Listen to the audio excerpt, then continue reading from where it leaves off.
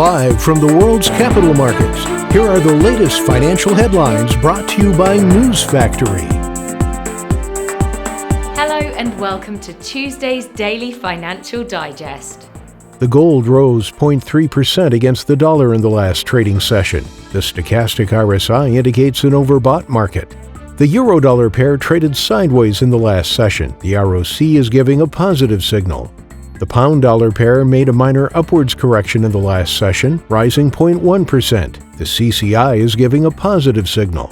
The Aussie got a slight bump of 0.1% against the dollar in the last session. The MACD is giving a positive signal. Coming up, our chief analyst's choices for today. World stocks stayed close to record highs as investors weighed surging European business activity and a welcome U.S. jobs report against worries about the highly transmissible Delta variant. Wyoming has legalized a decentralized autonomous organization with effect from July 1st, marking another in a series of crypto-friendly steps. Beijing has broadened a crackdown on tech platforms, targeting more U.S.-listed companies after ordering the removal of ride-sharing group Didi Chuxing from Chinese app stores in a move that sent tech shares tumbling. Those were today's major economic events, and now moving on to world financial headlines.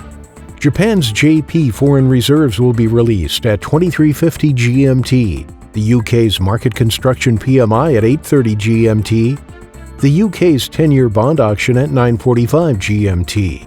The US ISM Services PMI will be released at 1400 GMT, the Eurozone's retail sales at 900 GMT, the US Market Services PMI at 1345 GMT. We hope that you've enjoyed Tuesday's financial report.